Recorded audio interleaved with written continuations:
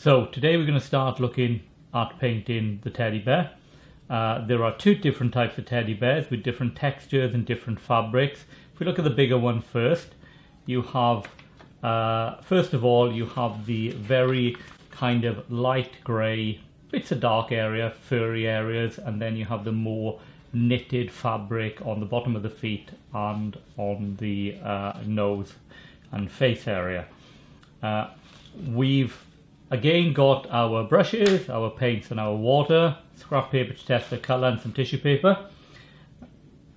First thing to do is to look at the drawing and just check you've got enough detail in the drawing. So I'm looking at this shoulder area and I'm thinking it's slightly darker around here. So I'm just going to put an area because I need to put a bit darker paint there. It's obviously going to be dark in this area where the arm is against the body, and again it's slightly darker on the side of the face and the light is catching the top of it. So I'm quite happy that I'm ready to start. We'll start off with the knitted fabric on the face first. So you need to think about what type of marks are going to be appropriate to do this level of detail. Think about what we said. You start off with the lightest colours first. Before putting in the detail, do you want to put a background colour or do you want to actually try to paint the detail directly? For me, I'd think if I wanted to paint the detail directly, I'd probably get some little white spaces in between it. So I want to put in some background colour first of all. So if we mix up some background colour, working with a slightly bigger brush, so I'm going to start off with a brownish colour, work on the edge so you can see it. That's not bad for a background colour. I'm going to add a little bit of white, maybe a tiny bit more brown. I'm going to paint just the area around the background.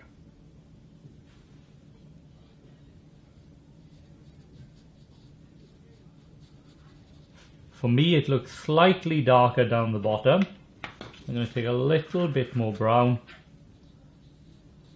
and paint some background in there, then take my damp brush, dry it on some tissue paper or between my fingers and just try to blend it in a little bit.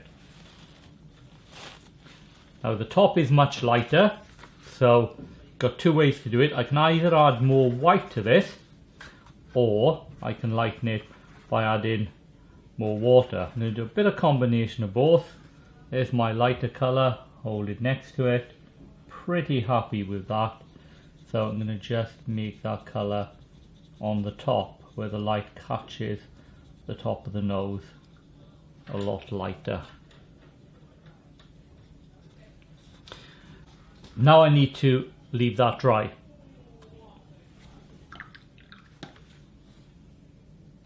So the next thing to do when it's dry is to think about how am I going to do these areas. So it looks like this, almost like a brickwork pattern, and I can see probably 2 or 3 colours in there, plus of course I've also got one colour which is my background colour. So if I fold the paper so we can see it and hold it next to it, mix up slightly darker colour. I think I'll try a little bit of this yellow ochre colour with it and think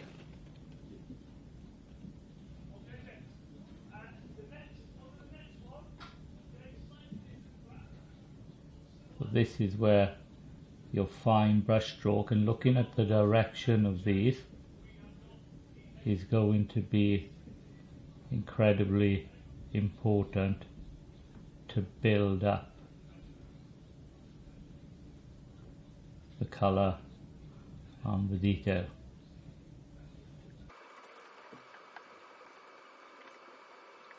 So now that that's finished, I can see some areas which are a little bit darker, not black, but probably a bit darker, I would say, particularly under here.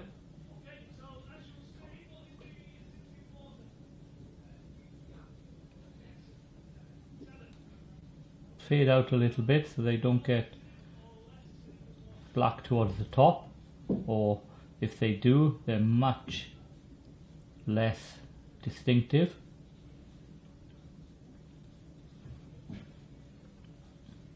In a way, the more detail you can establish in your work, even if you're making some of it up, will create a painting which looks more interesting to look at.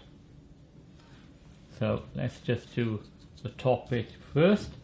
I think we'll put a bit of background colour on the bottom of this line which goes across there.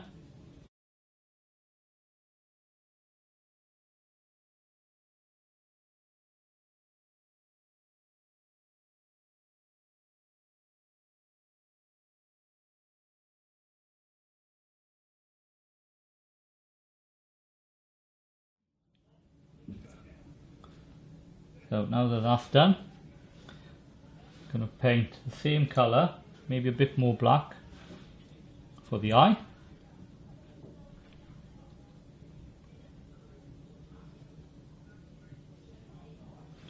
And a bit more black to finish off the nose.